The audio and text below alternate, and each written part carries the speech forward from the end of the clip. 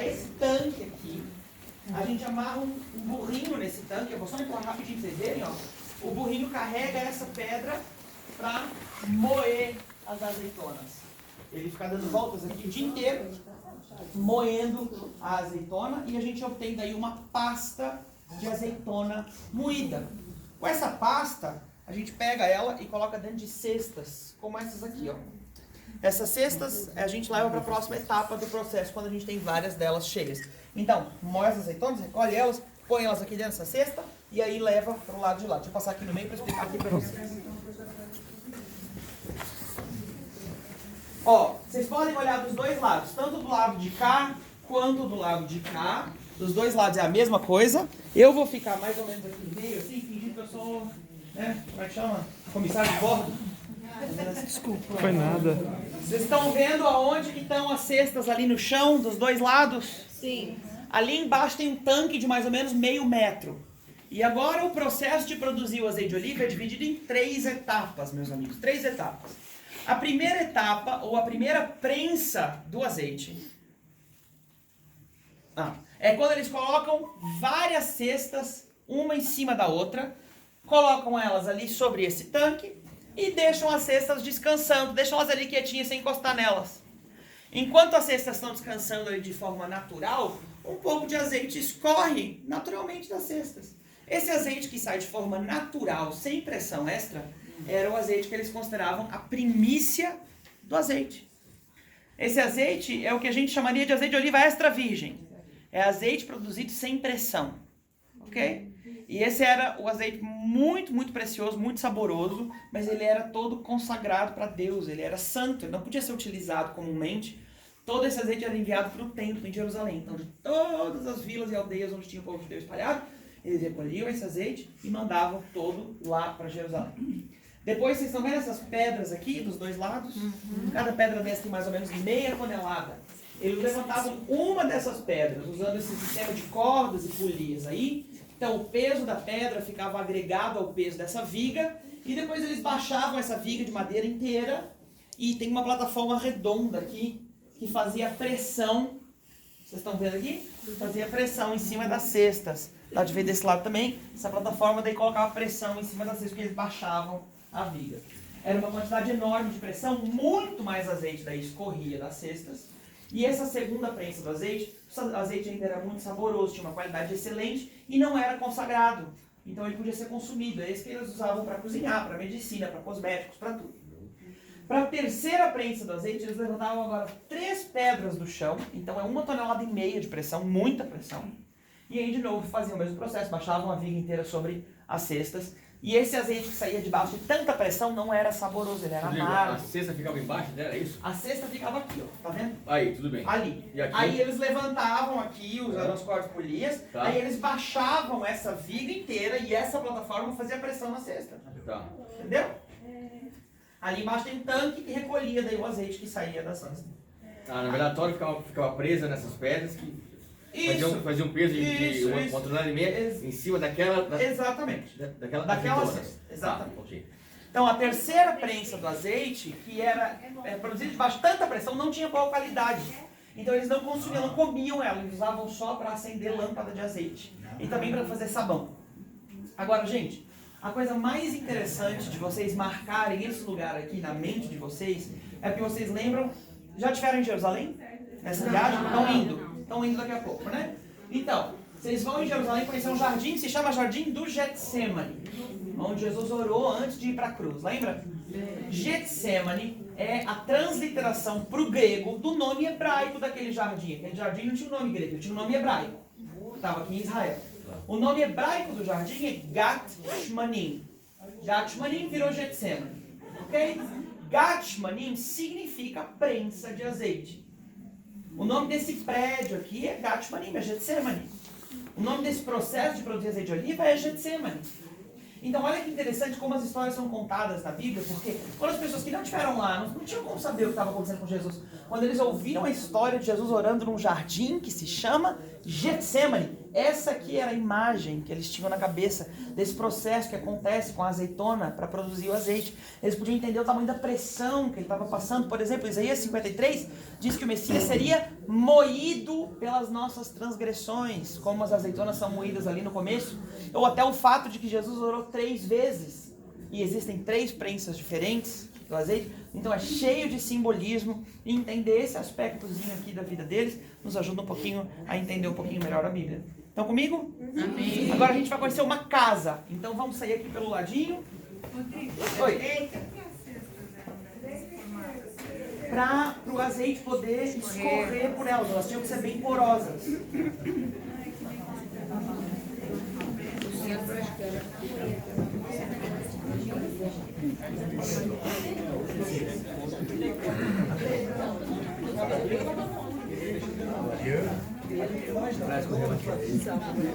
Habibi.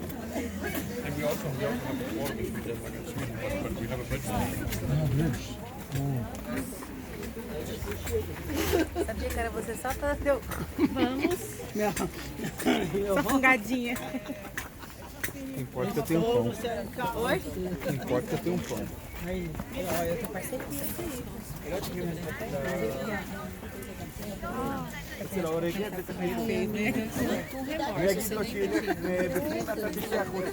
وبيفك شوي عليه لمالا شوي عليه لمالا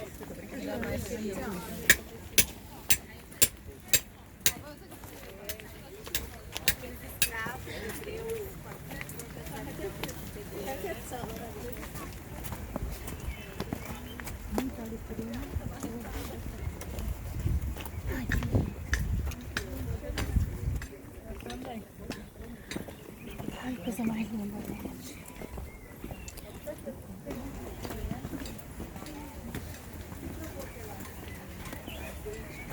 Povo do Brasil, nós vamos passar aqui pra cima, ó.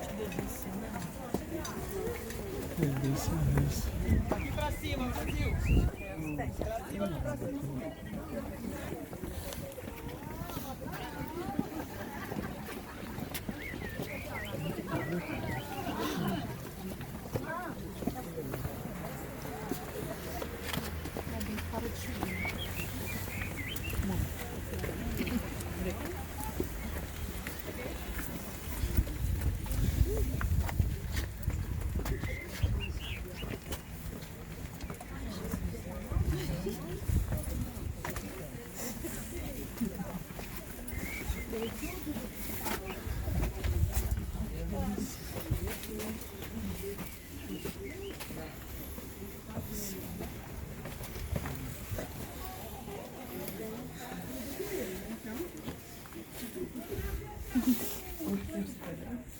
Em Israel já tem um pouquinho mais de 12 anos.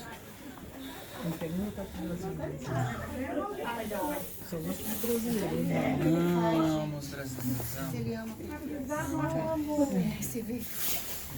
Nós temos país. Demais. Eu sou apaixonado por aqui, pela história. Assim. Você mora onde? Eu moro aqui em Nazaré, é uma cidade dividida em 2 cidades. São 2 cidades com o mesmo nome, as 2 chamam Nazaré. Uma fica embaixo da montanha e a outra fica em cima da montanha. Eu moro na Nazaré Superior. O que é, hein? Repete de novo, Rodrigo. Nazaré hoje são 2 cidades. Uma no vale, assim, embaixo da montanha, que chama Nazaré. Essa que nós estamos? Essa que vocês estão agora, exatamente. E outra que chama Nazaré Elite, Nazaré Superior, em cima da montanha. Eu moro Aí nessa... as casas são igual? Não, a Nazaré no vale é árabe, a Nazaré Superior, em cima da montanha, é mais judaica. Então o estilo de construção é diferente e tal. Mas o povo literalmente... Acima é o quê? Acima é o quê? Judéia. É a Nazaré... E a de baixo? É a árabe. Árabe. Isso. Legal. Cultura. Eu que fiz, ó. Não. Foi. Tudinho. Não. Mas vivem bem, comissão de relações. Vive bem, vive bem. Existem conflitos, sem dúvida, mas aí a gente vai conversar uma tarde inteira para eu poder explicar como é que funciona. Mas aqui é uma região bem pacífica. Sim? Mas assim, o povo não tem isso aqui é só turismo. Isso aqui é um museu, aqui onde vocês estão agora. Então aqui é só turístico. O pessoal vem de manhã, faz isso aqui e depois vai vai pra casa, vai para suas casas. E aquele restaurante que a gente tá também é turístico. Também é turístico, isso aí. Aí ninguém mora ali. Não. Alguém me dá um toquezinho quando a gente puder começar. Pode começar. Posso começar? Maravilha. Meus amigos, essa daqui é uma amiga querida, chama Hannah. Alô, Hannah. Ah. Tá, vocês são lindos. Obrigada. A Hannah é a nossa tecelã. Gente, essa aqui era uma das principais ocupações para as mulheres do primeiro século. Geralmente, alguém na aldeia, numa aldeia como Nazaré, teria um rebanhozinho de ovelha. Pastor era uma das profissões comuns para os homens. Então eles estavam lá cuidando das suas ovelhas um pouquinho antes da época mais quente do ano, lá por maio, junho, é quando eles tosqueiam as ovelhas usando uma ferramentazinha igual essa aqui.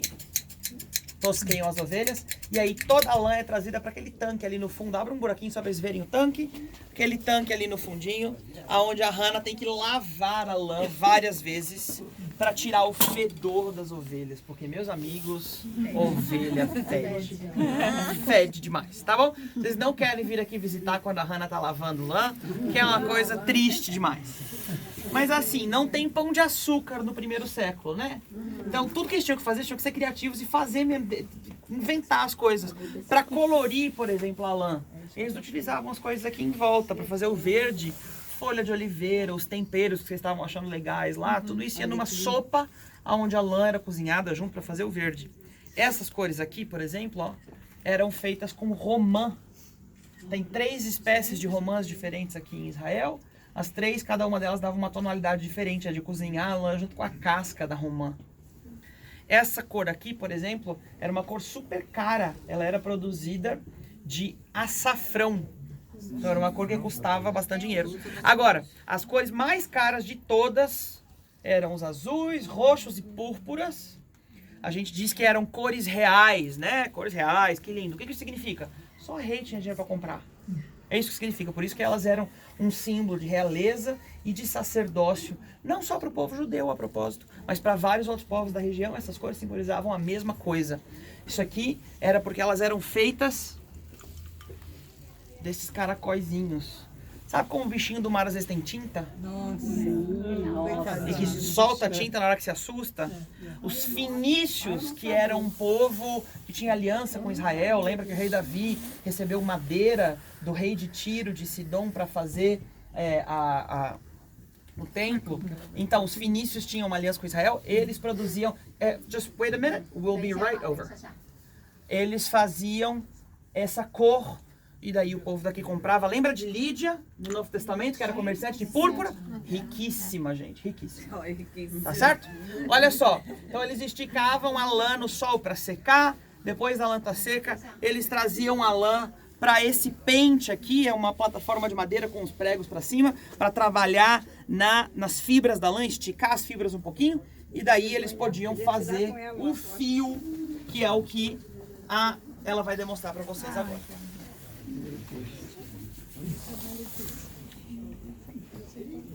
É a Ana agora. No fuso, chama-se fuso lá na minha. Antigamente era fuso. Lembra da mulher virtuosa, gente? É a Hannah. Para fazer um carretelzinho desse tamanho aqui, ó, são 3 dias de trabalho. Certo? 3 dias. Então é muito trabalho. Depois de estar assim, ele ainda inosa. Tá vendo como ele inosa? Então tem que ficar paradinho 4 semanas, descansando, esticado. Depois é que ela pode sim trazer pro tear e tecer. Para tecer daí uma peça desse tamanho, são mais ou menos 4 horas. Não é tão difícil quanto fazer o fio. Fazer o fio é o trabalho. Mas aqui, para vocês terem uma noção mais ou menos como é que eles viviam. Isso aqui era a casa, aqui fora trabalhava, lá dentro um quartinho só, lá dentro todo mundo dormia e era assim a vida. Agora nós vamos visitar mais uma casa aqui embaixo, tá bom? Da Hannah. Hannah, muito obrigado, Toda Rabá. Vai lá. Vai. Só rapidinho. Sim. Deixa eu tirar a foto. Dela arranha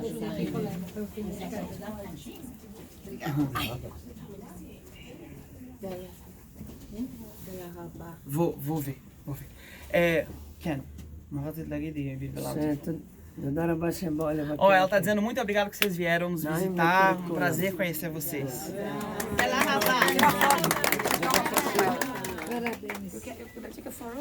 Are you guys coming this way or that way? Both sides, both ways. So you locked us in.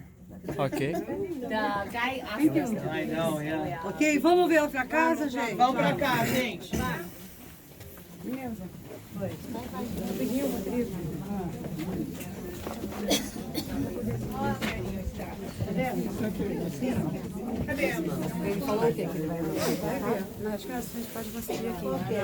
Gente, nós estamos aqui no lugar onde, assim, espetacular. A gente acaba aprendendo, né? Mas, se ela quiser me dar todo, você. A gente tá aqui no lugar onde a lã era lavada, né? Várias vezes.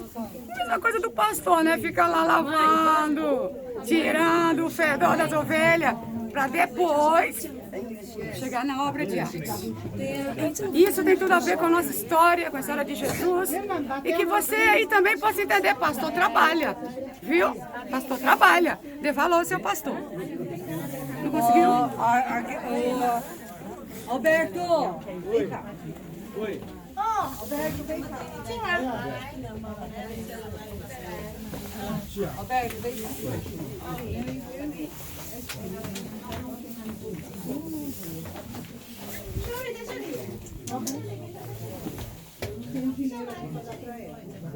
Deixa eu ver. O que ela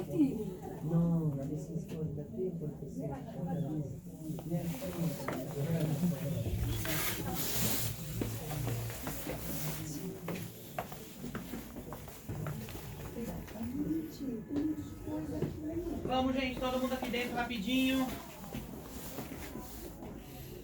Já chegamos. Ele vem aqui? Ele tá aqui já.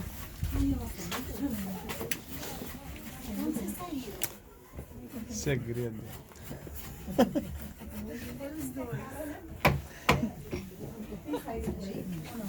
Tem, tá todo mundo aqui já.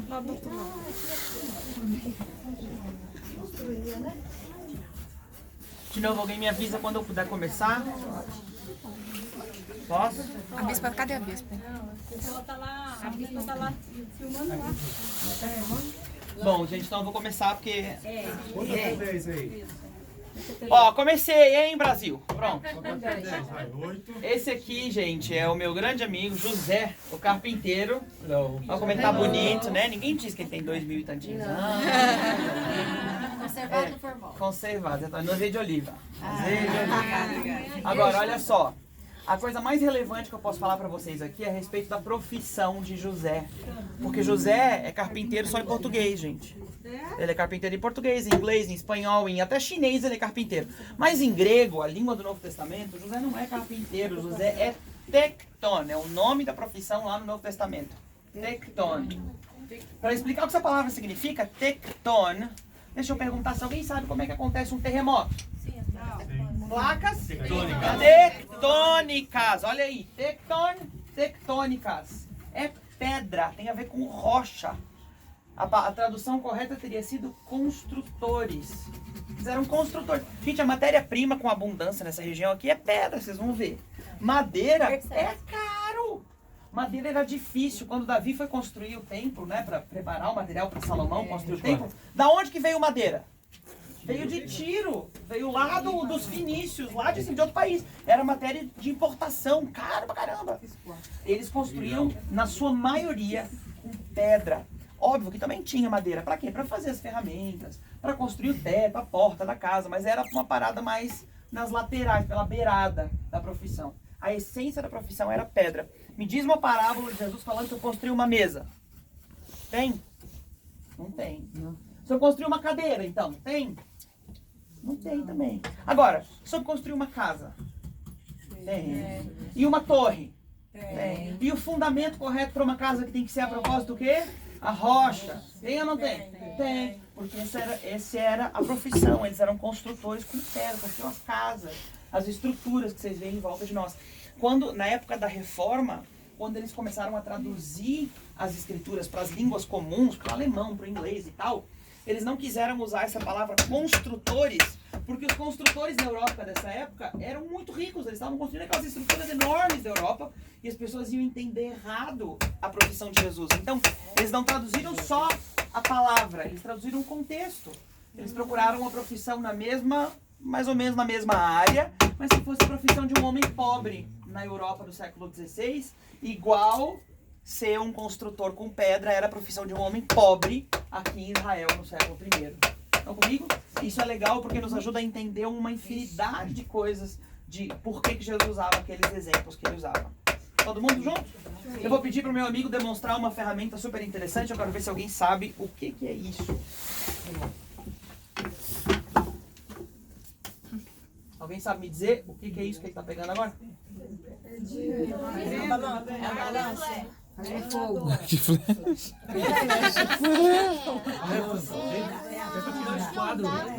Mas se onda não, aquele arquinho de...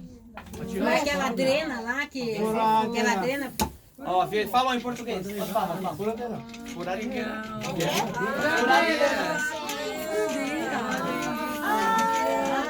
Deixa que nós vamos tirar foto. Só não tem fio, gente. Não, fala pra continuar. Outro pau.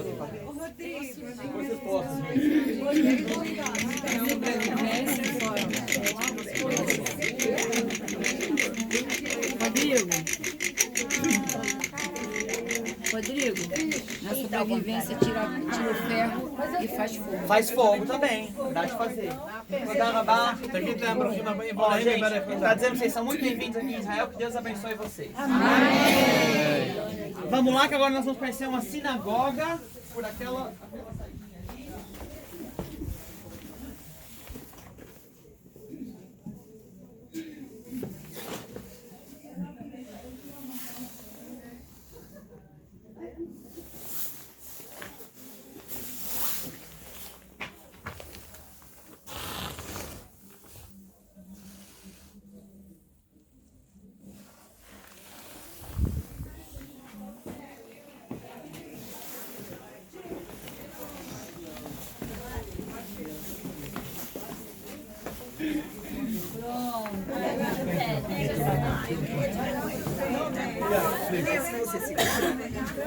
Você tira de duas, depois você tira a minha.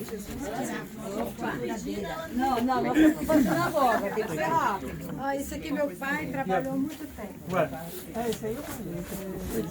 Pronto, vamos para a sinagoga, gente.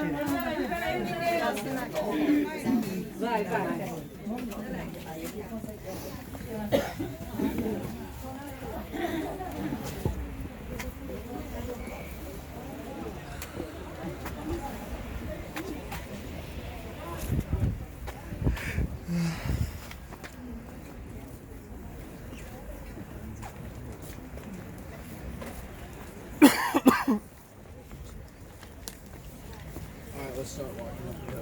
Não, esse é o daqui, não tem nem meu número, mas depois eu dou meu contato pra vocês. Esperar aqui, Claro. Conversa comigo, sem problema. Tá ótimo.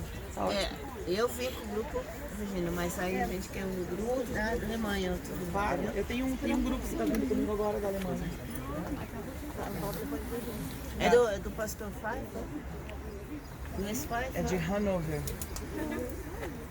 Ah, tá.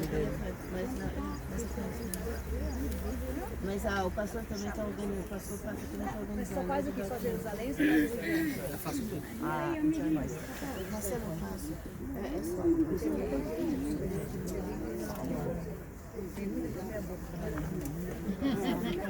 Tem muito o quê? É, mas tem que fazer.